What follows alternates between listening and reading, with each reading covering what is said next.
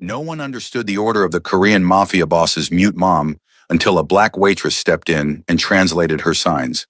The Friday evening rush at Lotus Garden hit like a wave, bodies pressing through the door, voices overlapping in English, Korean, Spanish, the air thick with the smell of garlic and gochujang. Carla Bennett moved through the chaos with practiced efficiency, balancing 3 plates on her left arm while her right hand grabbed water pitchers. 6 years of waitressing had taught her to read a room in seconds. Who needed refills? Who was ready to order? Who was about to complain? But nothing prepared her for the sound that cut through the dinner noise. Not a sound exactly. The absence of one. A frustrated grunt, raw and helpless, coming from booth 7 near the kitchen. Carla's head snapped toward it, instinct pulling her attention, even as she set down bulgogi in Yafkaya table 4. An elderly Korean woman sat alone in the booth, hands moving in sharp, agitated gestures. Her face was flushed with embarrassment and anger, tears gathering at the corners of her eyes. Standing beside her was Jeremy, the new server, barely 19 and clearly panicking. Ma'am, I don't understand, Jeremy stammered, his voice climbing higher. Can you just write it down? Or maybe point to the menu? The woman's hands moved faster, more desperately. Her mouth opened, but only that same frustrated sound emerged, the vocalization of someone whose voice had been stolen by circumstance or birth. Jeremy backed away slightly and Carla saw it. The flash of fear mixed with disgust that people always tried to hide when confronted with disability. Jeremy, I've got this, Carla said, already moving toward the booth. She set her tray on the adjacent table and slid into the seat across from the woman, whose hands had frozen mid-gesture, eyes wide with surprise at Carla's approach. The woman was perhaps 70, with silver hair pulled into a neat bun and wearing a traditional hanbok in deep navy silk. Formal, expensive, the kind worn for important occasions. Her hands were elegant despite the trembling, nails perfectly manicured. But it was her eyes that caught Carla. Sharp, intelligent, desperate to be understood. Carla raised her own hands slowly, fingers forming careful shapes. Hello, I'm Carla. Are you okay? The woman's entire body went still. Her mouth opened slightly, shock replacing frustration. Then her hands flew up in response, movements so fast Carla almost couldn't follow. You sign? You know Korean Sign Language? No, American Sign Language, Carla signed back. But I can try to understand. Please go slow. The relief that flooded the woman's face was heartbreaking. Her hands moved again, slower this time, and Carla caught maybe 60%, enough to piece together meaning. Something about food allergies, shellfish, specific preparation. The woman pulled out a small card with Korean text, pointing urgently. One moment, Carla signed. She flagged down Min Seo, one of the Korean servers who'd worked at Lotus Garden for years. Can you read this? She has severe shellfish allergies and needs specific dishes prepared a certain way. Min Seo looked at the card, then at the woman, recognition flickering across her face. Wait, this is... She stopped herself, switching to Korean as she bowed deeply, speaking rapidly. But the elderly woman just gestured helplessly at her own throat. Then to Carla. She can't hear you either, Carla said gently. She's deaf and mute. Let me translate. She turned back to the woman, whose hands were already moving. Tell her I want the bibimbap, but no seafood in the broth. Vegetable stock only. And the kimchi. Ask if it's the old batch or new. The old batch has sayuja, fermented shrimp. Carla translated to Min Seo, who nodded enthusiastically and disappeared toward the kitchen. The woman's hands moved again. Thank you. No one here understands. I come every week, and every week it's the same struggle. They treat me like I'm stupid. You're not stupid, Carla signed firmly. They're just not educated. My brother is mute. I learned sign language when I was 8 years old. It's their failure, not yours. The woman's eyes filled with tears again, but different ones now. Her hands trembled as she signed. Your brother is lucky to have you. What's his name? Marcus. Carla smiled. He's a software engineer now. Graduated from UCLA. He taught me that being mute doesn't mean being silent. You just speak in a different way. Wise, the woman signed. Then her expression shifted, became almost mischievous. I'm Park Yoon-hee, and I think you might be an answer to prayer I didn't know I was praying. Before Carla could ask what that meant, Min Seo returned with an older Korean man in a chef's coat, the head chef, judging by the way other kitchen staff deferred to him. He bowed to Mrs. Park, speaking in Korean with clear respect. But again the woman gestured to Carla. She needs you to translate, Min Seo said, looking uncomfortable. This is complicated. The chef wants to confirm everything twice because Mrs. Park is important. Important how? Carla asked, but Min Seo just shook her head. Carla turned back to Mrs. Park. The chef wants to confirm your order personally. He's concerned about the allergies. What followed was a 10-minute conversation about ingredients, preparation methods, and cooking techniques that Carla translated between sign language and spoken Korean through Min Seo. Mrs. Park's hands moved with increasing animation, clearly passionate about food. The chef nodded, asking detailed questions, his initial nervousness giving way to professional respect as he realized Mrs. Park knew her cuisine. When it was finally settled and the chef returned to the kitchen, Mrs. Park signed to Carla. You translated perfectly, even the technical terms. Most interpreters would have struggled. My brother loves cooking shows, Carla signed with a slight smile. I learned a lot of food vocabulary watching with him. Iron Chef was his favorite. Mrs. Park laughed, a silent laugh, shoulders shaking, eyes crinkling with genuine joy. Then she gestured for Carla to sit, which Carla did, aware that she had 4 other tables waiting, but somehow unable to pull away from this woman's magnetic presence. How long have you worked here, Mrs. Park asked. 3 months. I moved to LA from Oakland last year, needed a fresh start. Running from something or toward something? The question was too perceptive. Carla hesitated, then signed honestly. Both. Left a bad relationship. Came here hoping to save money for nursing school. But LA is expensive, and 3 months in, I'm barely breaking even. Nursing school? Mrs. Park signed thoughtfully. You want to help people, I can see that. You didn't have to stop for me. The other server had already given up, and you were busy. Why did you help? Because I've watched my brother be ignored too many times, Carla signed, feeling the familiar anger rise. Watch people talk over him, around him, about him like he wasn't there. And I promised myself I'd never be one of those people, that I'd always stop, always listen, always see. Mrs. Park's expression softened into something almost maternal. She reached across the table and took Carla's hand, a gesture of such warmth and approval that Carla felt unexpected tears prick her eyes. My son needs someone like you, Mrs. Park signed with her free hand. Someone who sees past surfaces, who understands that different doesn't mean less. Your son? He's coming to meet me for dinner. Late, as always. Too much work, too much responsibility. Mrs. Park's signs carried affectionate exasperation. He's a good man, but lonely. He doesn't trust easily, doesn't let people close. But you, I think he might listen to you. Carla felt a flutter of unease. This felt like matchmaking, and she'd had enough of being set up by well-meaning people who thought a relationship would fix her life. Mrs. Park, I appreciate that, but I'm really not looking for... The restaurant's front door opened with enough force to make people turn. The Friday dinner noise seemed to dim, conversations dropping in volume as attention shifted toward the entrance. Carla turned to look and felt her breath catch. The man who entered was striking in a way that made people stare. Korean, late 20s, tall with broad shoulders filling out a charcoal suit that probably cost more than Carla's car. But it wasn't just his looks or his clothes. It was the way he carried himself, the quiet authority of someone who expected the world to rearrange itself around him. His dark eyes swept the restaurant with the calculation of someone always assessing threats, always planning exits. 2 men followed him, clearly security. They fanned out, taking positions near the door in the kitchen entrance. The new server, Jeremy, nearly dropped a tray. Min Seo bowed so deeply Carla thought she might tip over. And the restaurant manager appeared from the back office, practically sprinting over to greet the newcomer with stammering deference. Mr. Park, we weren't expecting such an honor. Please, your usual table. The man, Mr. Park, waved him off with barely a glance, his eyes scanning the room until they landed on booth 7, on his mother. His severe expression softened fractionally, and he moved toward them with purposeful strides. Carla started to slide out of the booth, suddenly aware she was sitting at what was clearly a family dinner, but Mrs.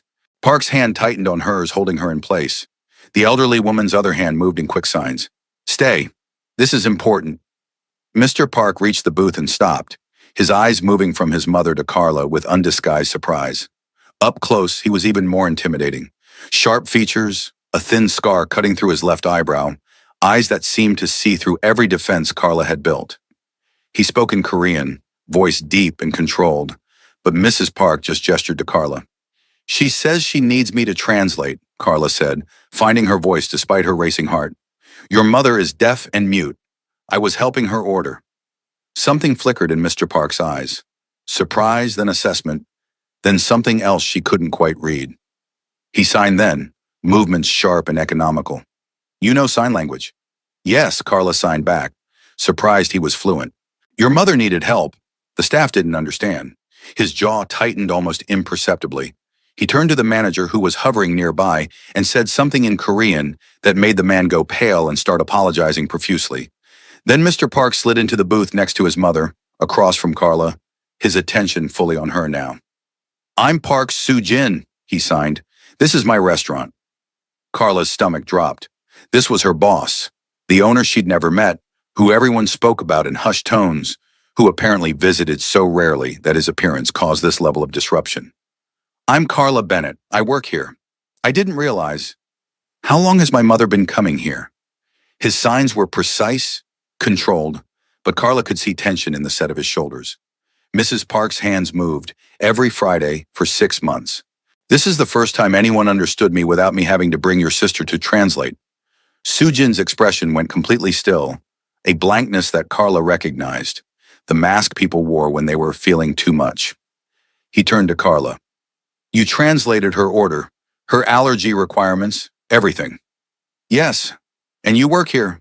How long? 3 months. Why didn't anyone tell me my mother was struggling? The question wasn't directed at Carla, but his eyes held hers, something dangerous and protective burning beneath the surface. Maybe they didn't realize, Carla signed carefully, or maybe they were afraid to tell you. That struck something. Soo-jin's eyes narrowed slightly, and Carla realized she'd said too much. Implied that he was someone people feared, which, given the way the entire staff was currently pretending not to stare, while obviously staring, was probably accurate. Mrs. Park's hand came down on the table gently but firmly, pulling both their attention. Stop interrogating her, Soo-jin. Carla helped me out of kindness, not obligation. The first person in months to treat me like a person instead of a problem. That shouldn't have happened, Soo-jin signed, his movements sharp with barely controlled anger. You shouldn't have to struggle in my own restaurant. I wasn't struggling today, Mrs. Park signed back, her hands soft and warm. Because of Carla. So instead of being angry, perhaps say thank you. Soo-jin looked at Carla again, and she felt pinned by his gaze. Thank you, he signed finally. For seeing my mother, for helping her. Anyone would have. No. His signs were definitive. They wouldn't. You did. That means something. The moment stretched between them, charged with something Carla didn't want to name. Then Jeremy appeared, nervously holding Mrs. Park's bibimbap, and the spell broke. The meal that followed was surreal. Carla tried to excuse herself 3 times, but Mrs. Park insisted she stay, sit, eat something. She was too thin, working too hard.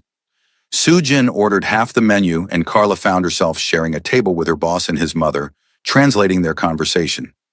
She learned that Mrs. Park had lost her hearing and voice to complications from measles when she was 5, that she'd raised 3 children, Soo-jin, a younger sister, and a younger brother, while navigating a world that rarely accommodated her, that she was a master of Korean traditional arts, teaching embroidery and painting to other deaf students, that she was sharp-witted, funny, and had no patience for people who underestimated her.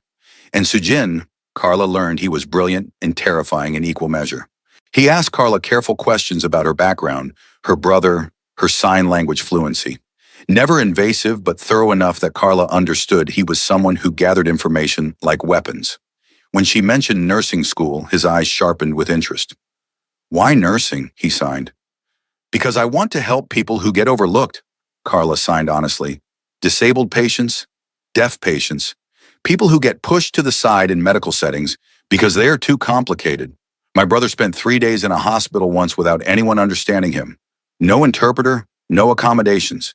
Just doctors talking about him like he wasn't there. I want to change that. Something in Soo-jin's expression shifted. Not quite softness, but close. That's ambitious. Expensive. I'll find a way. How? Working here? The question would have sounded condescending from anyone else, but his hands moved with genuine curiosity. Carla shrugged. Eventually, I'm saving what I can. Might take a few years, but I've got time. Mrs. Park's hands cut into the conversation. Soo-jin, your father started with nothing. Less than nothing. This girl has determination and compassion. That's worth more than money. I know, Iyama. Soo-jin's signs were gentle when addressing his mother. I'm not criticizing, I'm assessing. Assessing for what? Possibility. He looked at Carla.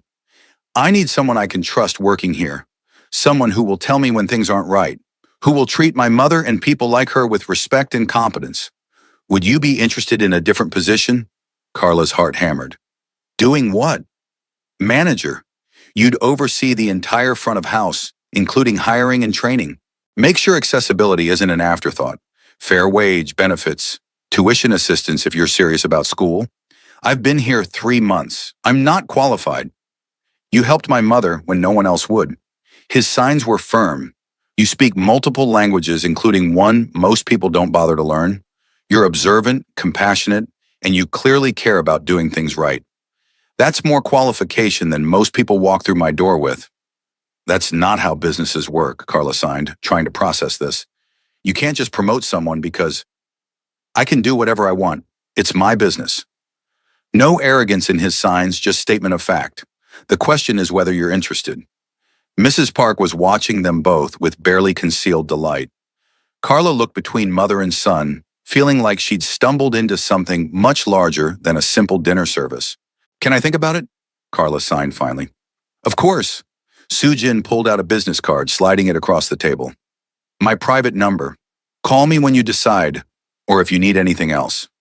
My mother clearly likes you, which is rare. That means you're under my protection now. Your protection? The phrasing was odd, almost old-fashioned. Something dark flickered across Soo-jin's face. I take care of the people who take care of my family. Remember that. Carla left the restaurant 2 hours later with her mind spinning. Mrs. Park's goodbye hug still warm on her shoulders, and Soo-jin's business card burning a hole in her pocket. The offer was insane. She'd been a waitress for 3 months, and he wanted to make her manager? That didn't happen in real life, unless there was something else going on. Something the way people reacted to Soo-jin suggested, but no one said out loud. Her phone buzzed as she waited for the bus. A text from an unknown number. This is Park Soo-jin. Think seriously about my offer.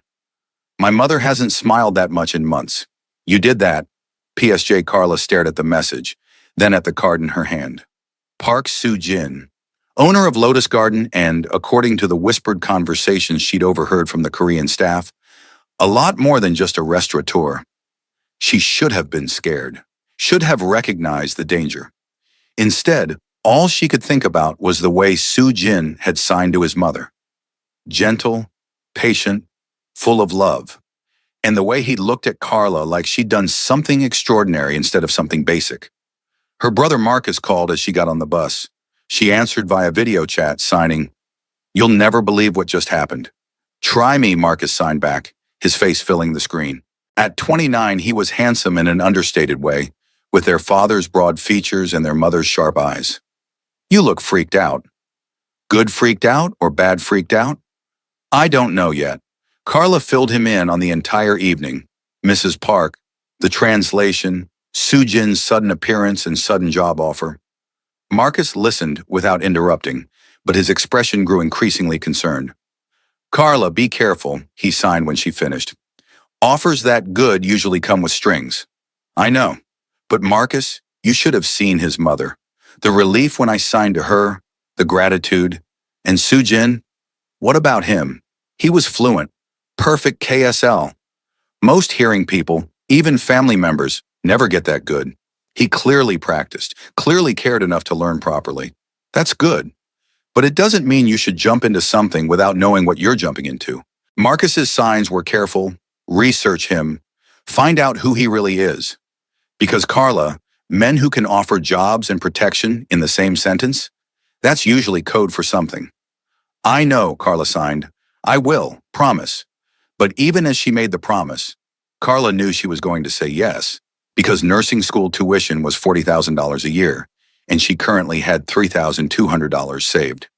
Because the look in Mrs. Park's eyes when someone finally understood her was the same look she'd seen in Marcus's eyes 1,000 times.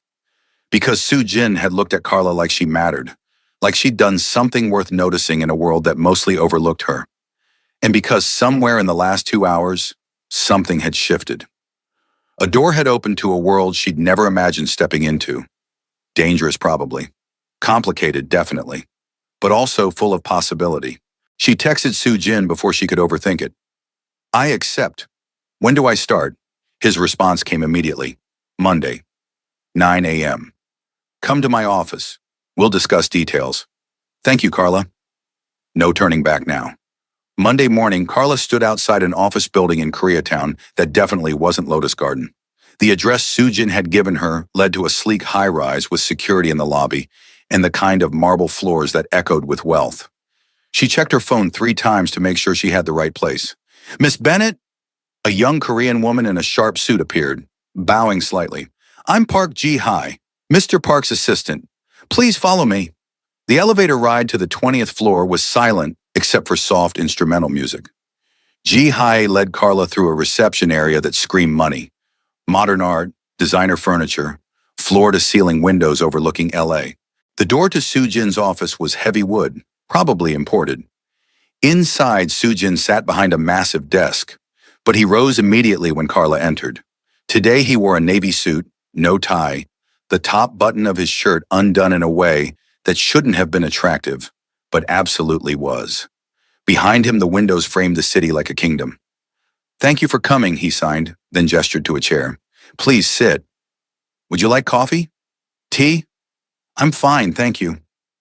Carla sat, hyper-aware of the way he moved around the desk to sit across from her, rather than behind it, equalizing the power dynamic, or appearing to. Before we discuss the restaurant, I need to be honest with you about who I am. Soo Jin signed. His movements were measured, controlled. What you might have heard, what you should know. I'm listening. My family's business extends beyond restaurants. We have interests in various sectors, some legal, some existing in gray areas. I won't lie to you and say I'm just a businessman. I'm the head of an organization that some people fear, that some people call criminal. Carla's mouth went dry. She'd suspected, but hearing it confirmed was different. The Korean Mafia. That's the term, yes. No shame in his signs, just acknowledgement. My father built an empire from nothing, using whatever means necessary. When he died 3 years ago, I took over. I've been working to make things more legitimate, but change takes time. And there are expectations, obligations. Why are you telling me this? Because you deserve to know what you're walking into. His eyes held hers. If you work for me, people will notice. Some will respect you, some will fear you, some will try to use you to get to me. I won't let that happen, but you need to know the risk. And if I say no, then you say no. No consequences. You keep your job at the restaurant. I'll recommend you for management positions elsewhere. And we part as friends. His hands moved with complete sincerity. But Carla, I hope you'll say yes. Because I meant what I said. My mother hasn't smiled like that in months. And I think you could do something important here. Like what? Make my businesses accessible. Truly accessible. Not just legally compliant, but welcoming. Soo Jin leaned forward. I have restaurants, import companies, real estate holdings. None of them serve the deaf community well. You could change that. Build something that honors people like my mother. Like your brother. That's ambitious. So is nursing school while working full-time and saving money you don't have. A slight smile. We're both ambitious. The question is whether we can be ambitious together. Carla studied him. This man who spoke in sign language and ran a criminal empire.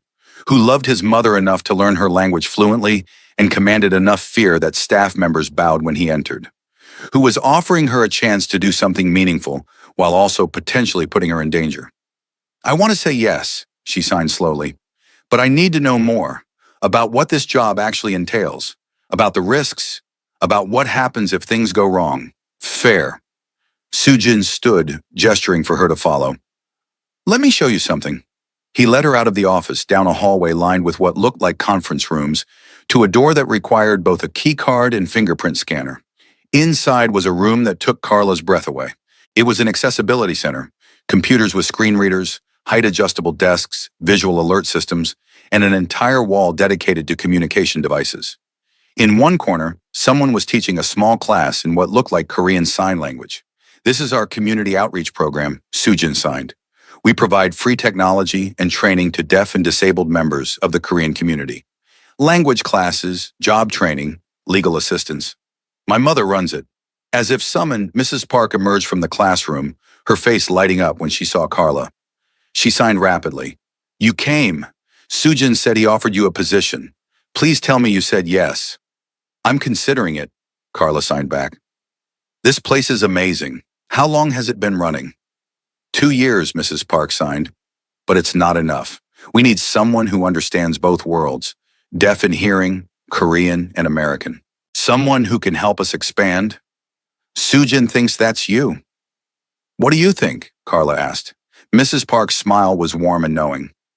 I think my son is very good at seeing potential in people, and I think you're exactly what this program needs. What our community needs. Sujin had stepped back, letting his mother speak, but Carla could feel his attention on her, watching her reaction, assessing. How would this work? Carla signed to them both. The restaurant, the outreach program, that's 2 full-time jobs. You'd split your time, Sujin signed. 3 days at the restaurant implementing accessibility improvements, teaching staff, overhauling our service model. 2 days here, working with my mother to expand the program. Weekends off, salary and benefits starting immediately, tuition assistance once you're ready to apply to nursing programs. That's too generous. It's adequate. His signs were matter of fact. I'm asking you to build something from almost nothing. That requires fair compensation.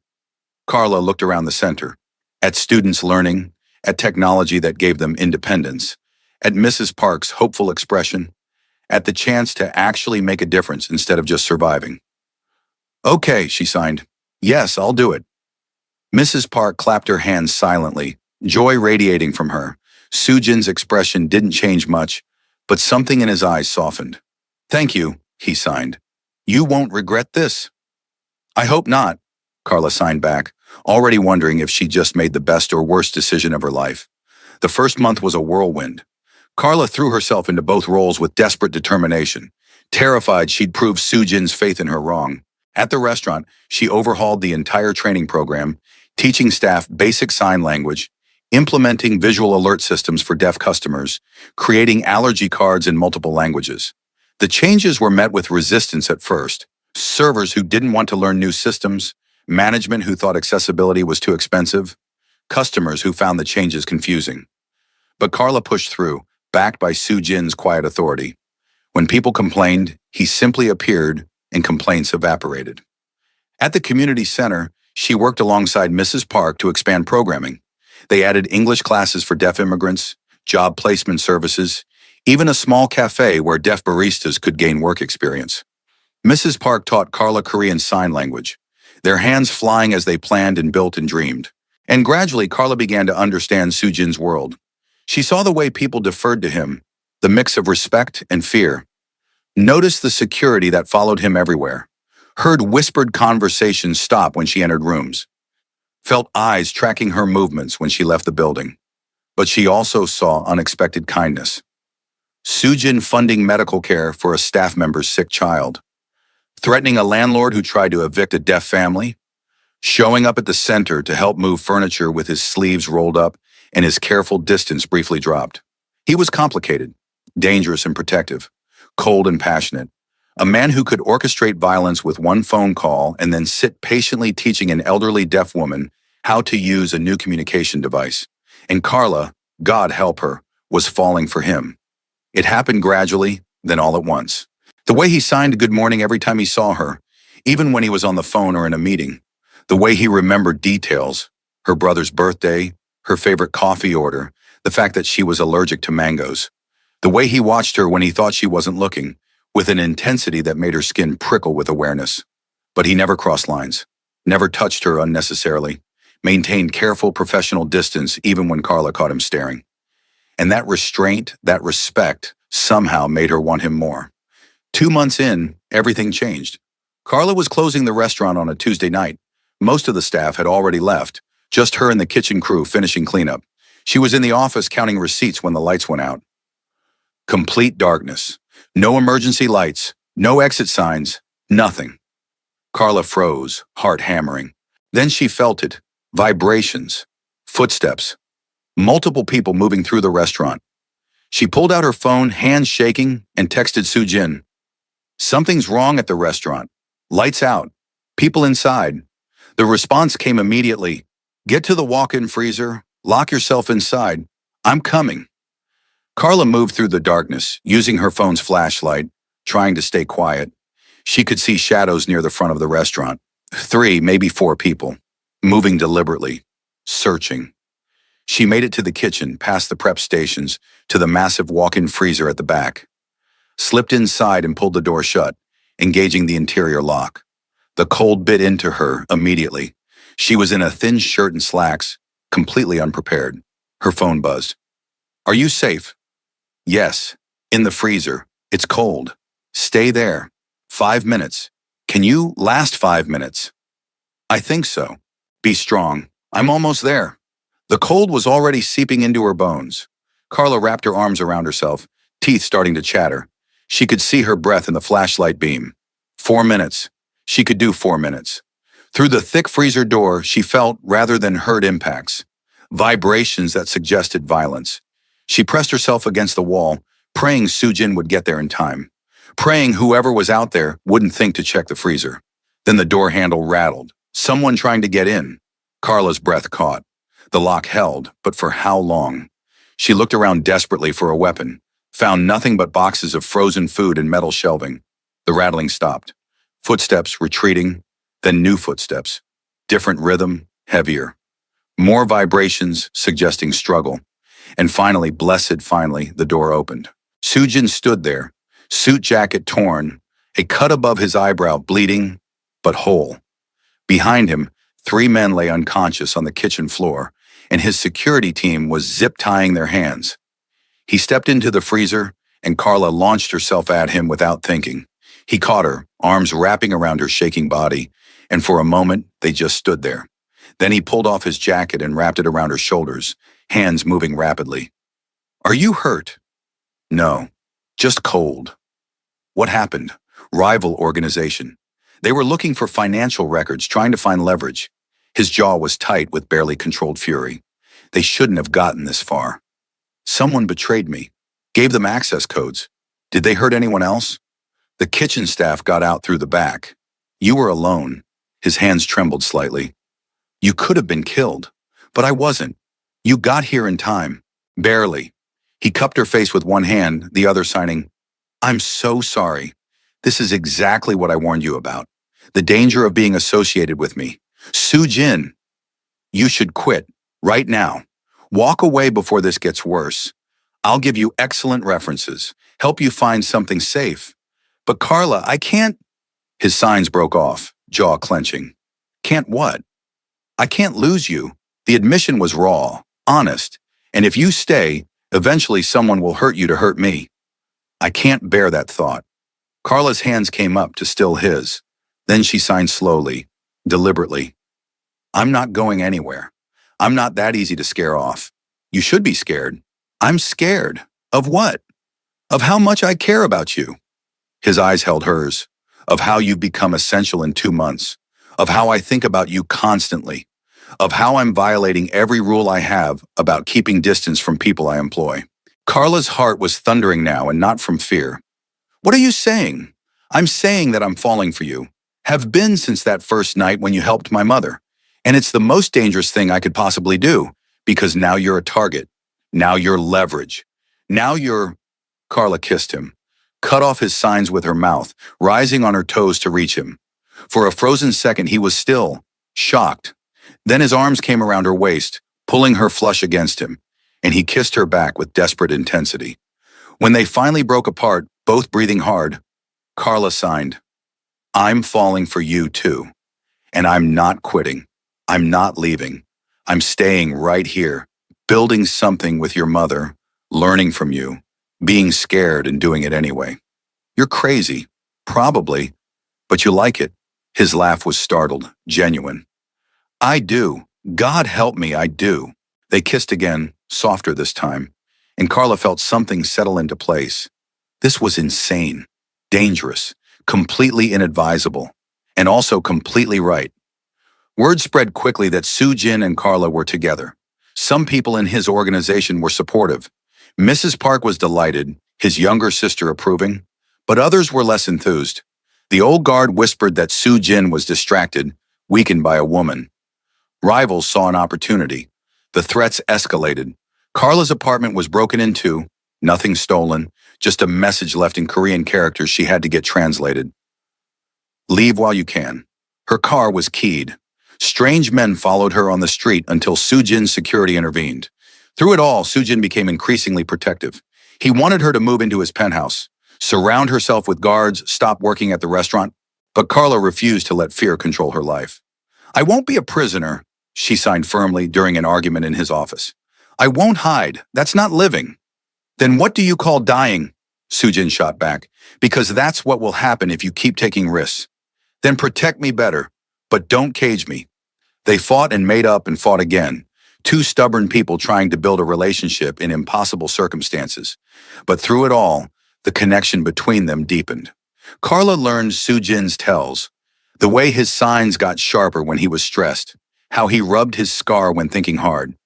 Soo Jin learned hers, how she hummed, though she couldn't hear it, when she was anxious, how her signs got smaller when she was hurt. And slowly, impossibly, they built something real. 4 months into their relationship, Soo Jin's world collapsed. It started with a raid. Federal agents swarming his businesses, seizing records, arresting key members of his organization. Soo Jin himself was taken into custody on charges of racketeering, money laundering, and conspiracy to commit murder. Carla found out from the news, saw Soo Jin in handcuffs being led from his office building, his expression blank and controlled. She called Mrs. Park immediately, found her in tears at the community center. They're saying terrible things, Mrs. Park signed, hands trembling. That he ordered killings, that he's been running drugs, that he's a monster. Where is he now? County jail. Arraignment tomorrow. Our lawyer is working on bail, but the charges are serious. I'm going to see him. Can you arrange it? Mrs. Park nodded, already pulling out her phone. The jail was a nightmare of bureaucracy and hostility. Carla waited 3 hours for a 15-minute visitation window, sitting in a room that smelled like disinfectant in despair. When Soo Jin finally appeared behind the glass partition, her heart broke. He looked exhausted, hair disheveled, the cut above his eyebrow reopened, wearing an orange jumpsuit that seemed designed to strip away dignity. But when he saw Carla, his eyes lit with such relief that she had to blink back tears. They picked up the phone handsets, and Soo Jin signed with his free hand. You shouldn't be here. This is going to get uglier. Where else would I be? Carla signed back. You think I'd abandon you now? I'd understand if you did. Carla, these charges are federal. If they prove even half of what they're claiming, I'm looking at decades in prison. Are they true? The charges. Soo Jin hesitated, then signed honestly. Some of them. Not all. The murder charge is fabricated, a rival's killing being pinned on me. But the money laundering, the racketeering, yes, that's real. So we fight the murder charge. Get you a good lawyer. Build a defense. We? There is no we in this. His signs were sharp. You need to distance yourself. Find another job. Forget about me. About us. Not happening. Carla. I said not happening. Her signs were fierce. You don't get to protect me by pushing me away. We're in this together. For better or worse. We're not married. You didn't sign up for this. I signed up the moment I kissed you in that freezer. Now stop being stupid and let me help. Something in Soo Jin's expression cracked. He pressed his hand against the glass, and Carla matched it with her own. I don't deserve you, he signed. Probably not. But you're stuck with me anyway. The arraignment was a media circus. Carla sat in the courtroom's public seating, watching prosecutors paint Soo Jin as a violent criminal mastermind. The evidence was damning. Financial records, wiretaps, testimony from former associates who'd turned state's evidence. But it was the murder charge that worried Carla most. A rival gang leader killed in what prosecutors claimed was a targeted hit ordered by Soo Jin. The evidence was circumstantial but compelling. Phone records, witness statements, forensic evidence linking Soo-jin's organization to the crime. Soo-jin stood impassive through it all, only his hands moving occasionally to sign to his lawyer, a slick man in an expensive suit who seemed more interested in media attention than actual defense. When bail was denied, Carla's heart sank. Soo-jin was led away without looking back, and she was left in the courtroom feeling helpless and furious.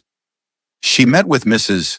Park and Soo-jin's siblings that afternoon, his younger sister Seo-yeon, a corporate lawyer, and his brother Min-ho, who ran the family's legitimate real estate holdings. "The lawyer is useless," Seo-yeon signed bluntly. She was fluent like her brother, clearly having learned for their mother. "He's already negotiating plea deals instead of fighting the charges. Soo-jin could spend 20 years in prison if we don't do something." "What can we do?" Min-ho asked, speaking while signing for his mother. "The evidence is overwhelming." "We build a better defense," Carla said. "Find witnesses who will testify to Soo-jin's character. Prove the murder charge is fabricated." "With what resources?" Seo-yeon asked. "The feds froze our accounts. We can barely afford the lawyer we have." "Then we fire him and defend Soo-jin ourselves." Everyone stared at Carla. "That's insane," Min-ho said finally. "We're not lawyers." "I am," Seo-yeon signed slowly. "Corporate law, not criminal, but I have the credentials." "And Carla, you're suggesting—" "What? That I represent my own brother?" "Why not? You love him. You know he's not a murderer. You'll fight harder than any hired gun." "It's risky. Judges don't like family members as counsel." "Then request special accommodation. Argue that Soo-jin's rights require someone who understands his communication needs." Carla was thinking fast, pieces clicking together. Soo-jin signs. That's his primary language. What if his lawyer can't communicate with him effectively? Mrs. Park's hands flew.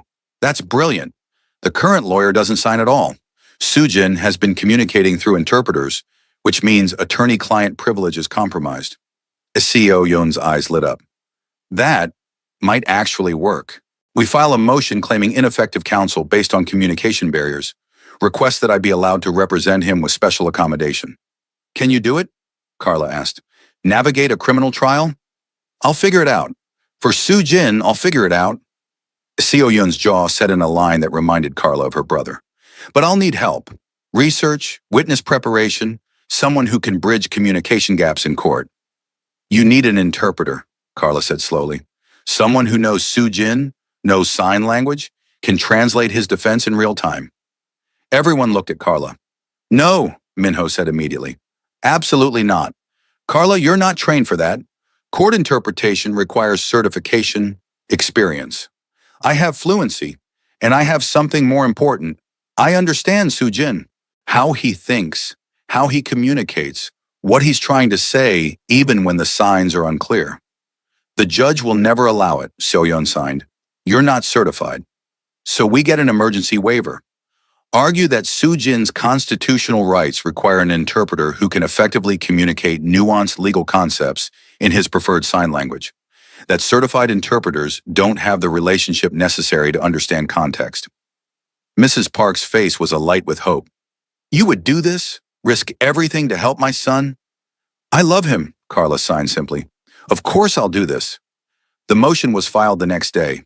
The judge, a stern woman named Martinez, was skeptical but intrigued by the constitutional arguments. She granted a hearing to determine whether Seo-yeon could represent her brother and whether Carla could serve as interpreter. The courtroom was tense.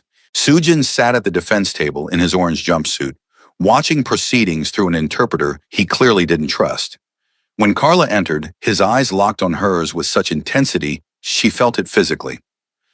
"Thank you," he signed when she took a seat behind the defense table. "You didn't have to do this." "Yes, I did," she signed back. "Now stop arguing and let us save you."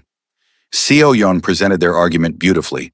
Soo-jin's primary language was sign. Effective defense required nuanced communication. Family members were necessary for cultural and linguistic understanding. She cited case law, constitutional amendments, disability rights statutes. The prosecution fought back hard, argued that Carla had no credentials, that the relationship between her and Soo-jin created conflict of interest, that this was a ploy to delay trial. Then Judge Martinez did something unexpected. She asked Soo-jin directly, "Mr. Park, do you want your sister to represent you?" Soo-jin stood, hands moving in careful signs that the court interpreter translated. "Yes, Your Honor." My sister knows me, understands me, will fight for me in ways a stranger cannot. And Miss Bennett? You want her as your interpreter? Sujin's hands moved slower now, weighted with emotion. She is the only person who truly understands what I'm saying. Not just the words, but the meaning behind them. I trust her with my life. Judge Martinez studied them all for a long moment. Then, motion granted with conditions. Miss Park, you'll have co-counsel, someone with criminal trial experience to guide you. Miss Bennett, you'll work alongside a certified interpreter who will verify accuracy. But yes, I'm allowing this. Mr. Park's right to effective assistance of counsel outweighs procedural concerns. The relief was overwhelming. Sujin's hands moved rapidly. Thank you, thank you, thank you. Save it, Carla signed back. We haven't won anything yet. Now comes the hard part. The next 6 weeks were brutal. Carla basically moved into Seoyeon's office, spending 18-hour days reviewing evidence, preparing defense strategies, conducting mock examinations. She learned legal terminology and sign language, practiced translating complex concepts, studied Sujin's case until she could recite evidence in her sleep. Mrs. Park brought food, kept them caffeinated, provided emotional support. Minho handled business matters, keeping the legitimate companies running while Sujin was incarcerated. And Carla visited Sujin every chance she got, updating him, strategizing, and just being present. Their relationship deepened in that impossible time. Conversations through glass partitions and phone handsets, signing about life and death and everything between. Sujin told her about his childhood, his father's violence and love, his promise to build something better. Carla shared her fears, her dreams deferred, her determination to prove everyone who'd underestimated her wrong. When this is over, Sujin signed during one visit, assuming I don't spend the next 20 years in prison, I want to marry you. Carla's breath caught. That's the second most depressing proposal I've ever heard. Second most? The first was in a freezer while people were trying to kill us. Sujin's laugh was silent, but his shoulders shook. I'm terrible at this. But Carla, I mean it. You're it for me. The person I want beside me for whatever time I have left, whether that's 50 years or 50 days. Ask me again when you're free, Carla signed, when we're not talking through glass. The trial began on a Monday in late September. The courtroom was packed. Media, law enforcement, members of Korean organized crime on both sides of the legal spectrum, and Carla sitting at the defense table with her heart in her throat. Sujin was brought in wearing a suit his family had provided, charcoal gray, perfectly tailored, transforming him from prisoner back to the powerful man Carla knew. He sat between Seoyeon and the co-counsel Judge Martinez had appointed, but his eyes found Carla immediately. Ready? He signed. Are you? With you here? Yes. The prosecution's case was damning. They presented evidence of Sujin's criminal organization, wiretaps of him ordering violence, financial records showing money laundering, testimony from former associates detailing illegal operations. The murder charge came with forensic evidence, witness statements, and phone records supposedly proving Sujin had ordered the hit. For 2 weeks, Carla translated prosecution testimony, watching the jury's expressions grow increasingly hostile. Sujin remained impassive, but she could see the tension in how his hands rested on the table, how his jaw clenched whenever particularly damaging evidence was presented. Then came the defense's turn, and Seoyeon was magnificent. She systematically dismantled the prosecution's timeline, showing inconsistencies in witness testimony, challenging forensic evidence, presenting Sujin's legitimate business operations as the source of his wealth. But the murder charge remained problematic. The evidence was circumstantial but compelling. Sujin's organization had motive, opportunity, and the phone records showed calls between him and associates just hours before the killing. We need something more, Seoyeon signed during a lunch recess. Something that proves Sujin didn't order that hit, because if we can break the murder charge, the rest becomes manageable. What about his phone? Carla asked. The actual phone, not just records. Could forensics show if calls were made from his phone or just appeared to be from his number? That would require the actual device, which the feds have in evidence. Seoyeon paused. But you're right. If someone spoofed his number, made it look like he made those calls, could that be proven? Maybe, with the right expert witness. Seoyeon was already pulling out her laptop. I know someone, forensic telecommunications specialist. If anyone can prove the calls were faked, it's him. The expert, Dr. Chen, a professor from UCLA, testified 2 days later. He'd examined Soo-jin's phone and the call records and found something extraordinary. Microsecond delays in call initiation that suggested number spoofing. Someone had made calls appear to originate from Soo-jin's phone when they actually came from elsewhere. It's sophisticated, Dr. Chen explained to the jury, requires technical expertise in specific equipment, but it's absolutely possible to make a call look like it came from someone else's phone. And these records show clear evidence of that. The prosecution fought back hard, but Dr. Chen held firm. The phone records were compromised. The murder charge's cornerstone evidence was potentially fabricated. Then Seo Yan did something risky. She put Soo-jin on the stand. The courtroom went silent as Soo-jin rose and took the oath. Carla moved to stand beside the witness box, heart pounding. This was it. Everything depended on whether the jury would see Soo-jin as she did. Flawed but honorable, criminal but not murderer. Seo Yan began gently, establishing Soo-jin's background, his father's legacy, his efforts to transition to legitimate business, his commitment to the Korean community. Then she asked the critical question, "Did you order the murder of Lee Dong-hyun?" Soo-jin's hands moved and Carla translated, her voice steady despite her racing heart. "No, I did not. Lee and I were rivals, yes. We competed for territory, for influence, but I didn't want him dead. His death destabilized everything, started a war I'd been trying to prevent. Who did want him dead? Someone who benefited from chaos. Someone who wanted our organizations fighting instead of negotiating peace. Soo-jin's signs were measured, controlled. I believe someone within my own organization betrayed me, set me up to take the fall for a murder they committed. Do you have proof? Not yet, but I'm asking this jury to look at the evidence objectively. The spoofed phone calls, the convenient timing, the fact that Lee's murder solved nothing for me, but created problems I'm still dealing with. The prosecution's cross-examination was brutal. They hammered Soo-jin on his criminal history, his violent reputation, his organization's activities. And Soo-jin didn't lie. He admitted to crimes, the money laundering, the illegal operations, the violence he'd ordered in the past. But not murder, he signed and Carla translated with absolute conviction. I've done many things I'm not proud of, things I'm working to make amends for. But I didn't kill Lee Dong-hyun, and I won't confess to something I didn't do just because it's convenient. When Soo-jin stepped down, Carla caught his eye. You did good, she signed. We'll see, he signed back. Closing arguments came a week later. The prosecution painted Soo-jin as a dangerous criminal who thought himself above the law.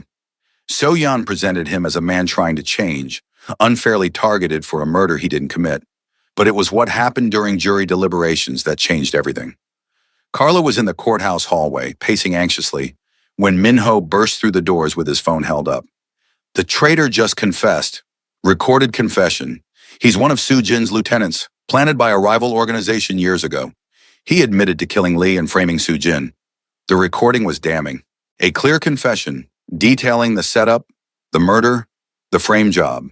The judge called an emergency hearing, and within hours the murder charge was dropped. But the other charges remained. Racketeering, money laundering, conspiracy. The jury returned a verdict.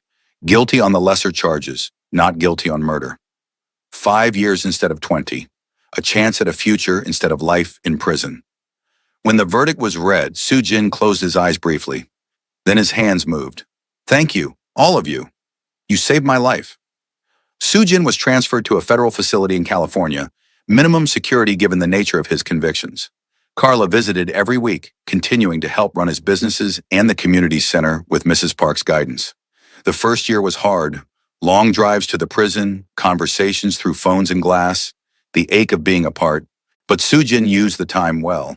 Took classes, worked with his lawyer to formalize the transition of his illegal operations to legitimate business, and wrote Carla letters in careful sign language diagrams.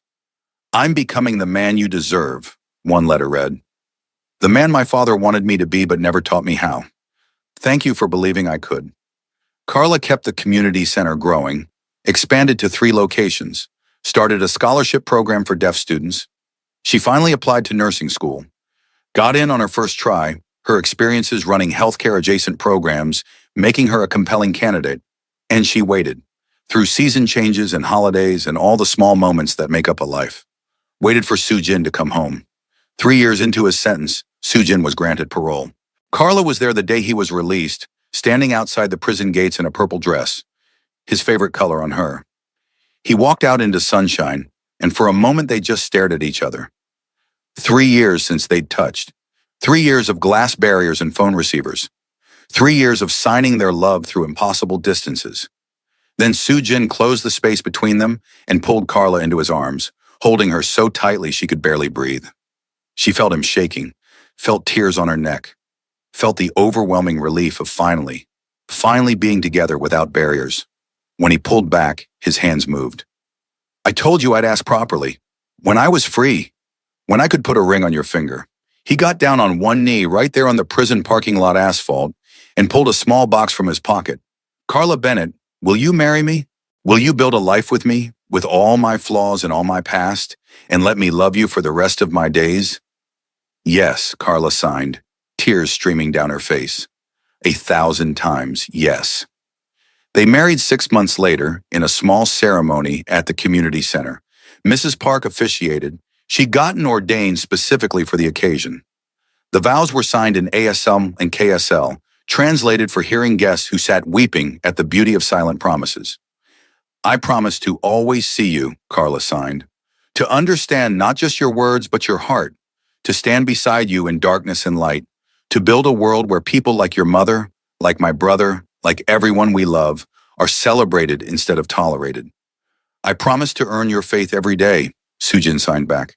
To be the man you believed I could become. To create a legacy not of violence, but of service. To love you in your language, on your terms, for as long as I breathe. They kissed as husband and wife, and the room erupted in silent applause, hands waving in the deaf community's way of cheering, a visual celebration of love that transcended sound. 5 years later, Carla stood in the newest location of Park Community Center, a massive facility in downtown LA, offering everything from deaf education to job training to healthcare services. She'd finished nursing school, now ran the center's medical clinic, and was in the process of developing a model that other cities were starting to adopt. Sujin had kept his promise. He'd transformed his family's operations entirely, turning criminal enterprises into legitimate businesses that employed hundreds and gave back to the community his father had once exploited. The transition hadn't been easy. Some former associates felt betrayed. Rivals saw weakness. But Sujin had navigated it all with the same strategic mind that had once made him dangerous. Now he was dangerous in a different way. A philanthropist and advocate whose influence opened doors for deaf and disabled communities across California. Mrs. Park, at 75, still ran the education programs, still taught embroidery and painting, still treated Carla like the daughter she'd gained. Marcus visited from Oakland regularly, having found community and acceptance in the centers his sister had helped build. And on Friday evenings, without fail, Carla and Sujin closed the restaurant early and had dinner in booth 7, the same booth where Carla had first met Mrs. Park, where she'd stopped to help when no one else would, where everything had changed. What are you thinking about? Sujin signed, reaching across the table to take her hand. That night, the first time I saw your mother struggling, how easily I could have walked past, how different everything would be if I had. But you didn't. You stopped. You saw. You helped. His thumb traced circles on her palm. That's who you are, Carla. The person who stops, who sees, who helps. It's why I fell for you. Why I'll love you until I die. Even though I got you arrested and sent to prison, especially because of that. His signs were serious despite the light tone. You saved my life, not just in court. You saved my soul, made me want to be better, showed me a different way forward. I'd go through it all again if it meant ending up here, with you. Their daughter ran up then, 4 years old, deaf like her grandmother, with Sujin's eyes and Carla's smile. Her hands flew in rapid ASL. Mama, Hal Mione says I can help make kimchi tomorrow. Can I? Please. If you promise to wash your hands properly, Carla signed back. Last time you got gochugaru everywhere. I promise. I'll be so careful. The little girl, they'd named her Jiwoo after Sujin's sister, bounced excitedly before running back to Mrs. Park, who was teaching a cooking class in the restaurant's demonstration kitchen. Sujin watched his daughter go, expression soft with love. She's so much like my sister. that same fearlessness, that joy in everything. Your sister would have adored her. She would have adored you. His hands moved gently. Would have loved that our daughter grows up in a world where her deafness is celebrated, where she has role models and community and a mother who speaks her language fluently. And a father who does the same, Carla added. Don't sell yourself short. You're an incredible dad. I'm trying. His signs carried weight, trying to give her what my father never gave me: safety, stability, a legacy she can be proud of instead of ashamed. You're succeeding. Carla squeezed his hand. Look around, Sujin. This restaurant, these centers, the programs, the lives we've changed. That's your legacy now. Not violence, not crime. This. Mrs. Park appeared then, Ji-woo on her hip, signing rapidly. We need more people for the cooking class. It's getting too popular. Maybe we should offer it twice a week. That's a good problem to have, Sujin signed back. We'll figure it out. Your daughter wants to stay with me tonight, Mrs. Park continued. Something about a sleepover and making pageant for breakfast. I said yes, but wanted to check with you first. Carla and Sujin exchanged glances. A night alone, rare and precious with their busy lives. If you're sure it's not too much trouble, Carla signed. Trouble? She's my joy. Mrs. Park kissed Ji-woo's forehead. Go home. Rest. Enjoy each other. You both work too hard. They didn't argue. 20 minutes later, they were driving through LA as the sun set, painting the sky in shades of orange and purple. Sujin drove with one hand, the other resting on Carla's thigh. Comfortable silence between them. At their home, a renovated brownstone in Koreatown that balanced modern accessibility with traditional Korean design, they moved through their evening routine with practiced ease. Dinner prepped together, catching up on the day's events in sign, comfortable in the rhythm they'd built over 8 years together. Later, as they lay in bed, Carla traced the tattoo on Sujin's ribs, Korean characters he'd gotten after his release from prison. What does it say again? She signed with one hand. Second chances are earned, not given. His hand covered hers. A reminder that the life I have now, you, Ji-woo, the work we do, isn't something I deserved. It's something I had to prove myself worthy of. You did more than prove yourself. You transformed yourself. We transformed each other. He rolled to face her, eyes serious. Before you, I was trapped in my father's legacy. After you, I found my own path. That's not just personal growth, Carla. That's salvation. Dramatic, she signed with a slight smile. Accurate, he kissed her softly. You saved me. In that courtroom, yes. But more importantly, you saved me from becoming the worst version of myself, from accepting that violence and power were the only things I could be good at. You saved me too, Carla signed. Gave me purpose beyond just surviving. Showed me I could build something meaningful. That my brother's struggles, my experiences, all of it could become fuel for change instead of just pain. So we saved each other. We did. They made love slowly, tenderly, hands moving in sign language between kisses, silent declarations of love and need and gratitude. And afterward, tangled together in the darkness, Carla thought about the impossible journey that had brought them here. From a struggling waitress trying to save money for nursing school to the director of a thriving community health program. From a criminal organization's leader to a respected philanthropist changing policy at the state level. From two people who shouldn't have worked on paper to partners who'd built something extraordinary. What are you thinking about? Sujin signed, always attuned to her. That day, when I helped your mother order bibimbap, how I almost didn't stop. How I almost just let Jeremy handle it. But you did stop. I did. And my entire life changed. Our lives changed. Your mother's life changed. How many other lives have changed because of that one moment of choosing to see someone who was invisible? Thousands, Sujin signed. Every person who comes through our centers. Every deaf kid who grows up with access to education and opportunity. Every family who doesn't have to struggle alone. All because you stopped. All because you saw my mother as a person worth helping. All because your mother gave me a chance. Saw something in me I didn't see in myself. She has good instincts. His signs carried affection and humor. Terrible taste in dramas. She watches the most ridiculous shows, but excellent instincts about people. Carla laughed silently, feeling the vibration in her chest. Then she signed, Do you ever regret it? Everything that happened? Prison, the trial, the loss of power? Sujin considered carefully before responding. I regret the things I did that led to it. The violence I ordered, the lines I crossed, the way I used fear to build power. But the consequences? No. Prison gave me time to think, to change, to become someone different. The trial brought you into my life as more than just someone I cared about. It made you my defender, my partner, the person who'd fight for me even when I was guilty. You weren't guilty of murder, but I was guilty of many other things, and you fought for me anyway, saw past the criminal to the man trying to be better. That's love, Carla. Real, complicated, imperfect love. Not the fairy tale version, the kind that says, I see your darkness and I'm staying anyway.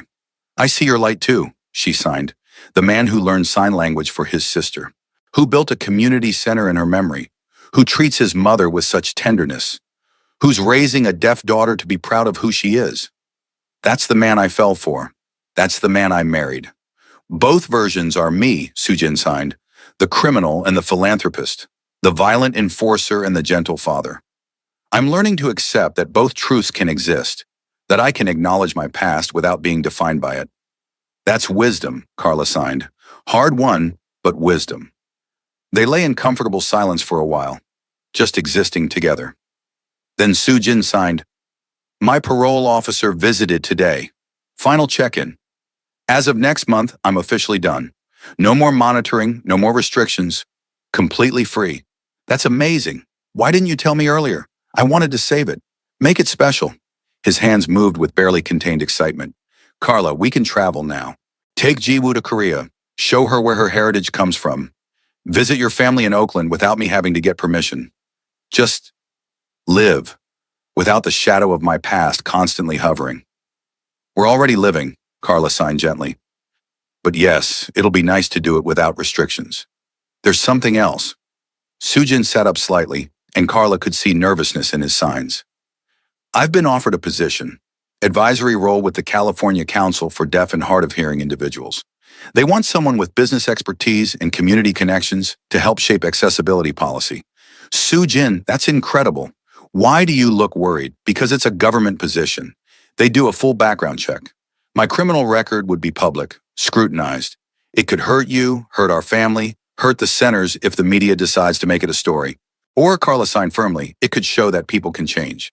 That redemption is real, that someone who made mistakes can still contribute something valuable to society. Your story, our story, could give hope to people who think their past defines their future. He took the job. 3 months later, Sujin was sworn in as a policy advisor. The media did cover it. There were headlines about the reform gang leader and think pieces about criminal justice reform. Some people were critical, questioned whether someone with his background should influence policy. But the deaf community rallied behind him. Hundreds of testimonials about how park community centers had changed lives, how Sujin's work had created opportunities where none existed before, how his unique perspective, someone who'd been marginalized by the criminal justice system, made him exactly the right person for the role. Mrs. Park gave an interview in sign language, translated for a major news outlet. My son made mistakes. He admits that. But he also built something beautiful from his mistakes, programs that have helped thousands of deaf people access education, employment, healthcare. Judge him by what he's building, not just by what he was. Carla was interviewed too. She spoke about meeting Sujin, about the trial, about watching him transform. People want redemption stories to be simple, she said while signing. Good person does bad thing, feels sorry, becomes good again. But real redemption is complicated. It's choosing to be better every single day, even when it's hard. Even when your past keeps trying to drag you back. Sujin does that. He's still doing that. That's why I trust him with policy work, because he understands what it means to be written off by society. The controversy died down eventually, replaced by results. Sujin's first major policy initiative, requiring all state-funded hospitals to have ASL-fluent staff and proper accommodations for deaf patients, passed with bipartisan support. The changes he pushed for made California a national model for disability accessibility. And life continued. Beautiful, complicated, imperfect life. 10 years after that night in the restaurant, Carla stood on a stage at UCLA Medical Center, accepting an award for innovative community healthcare programs. The room was full, Colleagues, friends, family, students from the nursing program she'd graduated from, people whose lives had been changed by the park community centers. She gave her acceptance speech in sign language, with voice interpretation for hearing attendees. I used to think success meant avoiding failure, meant playing it safe, keeping my head down, not drawing attention. But I learned something important from the people in this room and the people who couldn't be here tonight. Real success means showing up when it would be easier to walk away. 10 years ago, I was a waitress trying to survive in a city that felt too big, too expensive, too overwhelming. I had dreams but no clear path to reach them. Then I met a woman who needed help, a deaf woman trying to order food in a restaurant where no one understood her. I could have walked away. Should have, probably. I was busy, overwhelmed, barely keeping my own life together. But I stopped. I helped. And that moment changed everything. It led me to this work, to this community, to a life I couldn't have imagined. It taught me that we're all just one choice away from a completely different future. One moment of seeing someone else's struggle and choosing to help instead of walking past. She found Soo-jin in the audience, sitting next to his mother and their daughter. Now 7 years old, Ji-woo was signing enthusiastically to Mrs. Park, probably giving her own interpretation of what Mama was saying. Someone once told me that love isn't about finding perfect people, it's about seeing imperfect people perfectly, understanding their flaws and choosing them anyway. That's what this work is too. Seeing patients who get overlooked, communities that get ignored, and choosing them anyway. Not because it's easy or profitable or safe, but because it's right. So to everyone here tonight, keep stopping, keep seeing, keep choosing the harder path of compassion over the easier path of indifference. You never know whose life you'll change, including your own. The applause was thunderous, both audible clapping and the visual waving of hands that the deaf community used. Carla stepped off the stage and was immediately engulfed by her family. "I'm so proud of you," Soo-jin signed, eyes bright with emotion. "Look at everything you've built, everything you've become." "We've become," Carla corrected. "None of this happens without you, without your mother, without all of us working together." Still, he signed, "You're magnificent, and I'm the luckiest man alive." Ji-woo tugged on Carla's dress. "Mama, when I grow up, I want to help people like you do, and like Halmione does, and like Appa does. Can I?" "You can do anything you want," Carla signed back, "as long as you remember to stop when someone needs help, to see when others don't, to choose kindness even when it's hard. I will. I promise." Mrs. Park pulled them all into a group embrace, her signs emotional when she finally released them. "Look at what we built. From one moment of kindness in a restaurant. Look at all of this." And Carla did look. At the awards and recognition, yes. But more importantly, at her family, found and chosen and fought for. At Soo-jin, the criminal who'd become a crusader for justice. At Mrs. Park, whose struggle had sparked a movement. At Ji-woo, growing up in a world that celebrated her instead of marginalizing her. At everything they'd built from broken pieces. That night, back home after the ceremony, Carla found Soo-jin in Ji-woo's room. Their daughter was asleep, but he was sitting beside her bed, just watching her breathe. Carla leaned against the doorframe, not wanting to interrupt, but Soo-jin sensed her presence. He always did. Looked up and signed, "I was thinking about my sister, wishing she could meet Ji-woo. See what we built in her memory." Carla crossed to him, settled beside him on the floor. "She knows. Somehow. Somewhere. She knows." "You think?" "I know." Carla took his hand, because everything good in your life stems from the love you had for her, the sign language you learned, the empathy you developed, the determination to honor her memory, that all led you to your mother that night in the restaurant, which led you to me, which led to Ji-woo. It's all connected. I like that idea. That she's still guiding me somehow. She is. Through you. Through the work you do in her name. Through the way you're raising your daughter to be proud of who she is." Carla's hands moved gently. Ji-won's legacy isn't just the centers or the programs. It's the ripple effect of love. One person teaching another to see differently, who teaches another, who teaches another. Infinite connection. Soo-jin was quiet for a long moment. Then, "Do you ever regret it?" Everything we've been through, the danger, the trial, the years of struggle. Never, Carla signed without hesitation. I regret that you had to suffer, that we lost time to your incarceration, that our journey was so hard. But regret choosing you, choosing this life? Never. Not for a second. Even knowing what you know now? All my flaws, all my past sins, all the complications I brought into your life, especially knowing all of that. Her signs were fierce, because I didn't fall in love with some perfect fairy tale man. I fell in love with you. Complicated, flawed, trying his best you. The man who learned sign language for his sister. Who prosecutes himself harder than any judge could. Who spent a decade proving he's more than his worst moment. I don't deserve you. Stop saying that. Carla cupped his face with one hand, signing with the other. You've earned me. Every day you earn me. By being a good father, a good husband, a good man. By choosing to build instead of destroy. By loving me in my language, on my terms, without ever asking me to be anything other than exactly who I am. He kissed her palm, then signed, I love you, more than I have words in any language to express. I love you too. Now come to bed. Tomorrow's Saturday. Jiwoo's going to wake us up at dawn wanting to make pancakes. How do you know? Because she does every Saturday, and because she's your daughter. Stubborn, determined, impossible to resist. They stood taking one last look at their sleeping daughter. Then hand in hand, they walked to their bedroom, to their life, to the quiet, beautiful chaos they'd created together. The sun rose over Los Angeles, painting the sky in shades of gold and pink. In a house in Koreatown, a family stirred awake. A little girl padded to her parents' room, climbed onto their bed, and began signing enthusiastically about pancakes, and maybe could they have chocolate chips this time?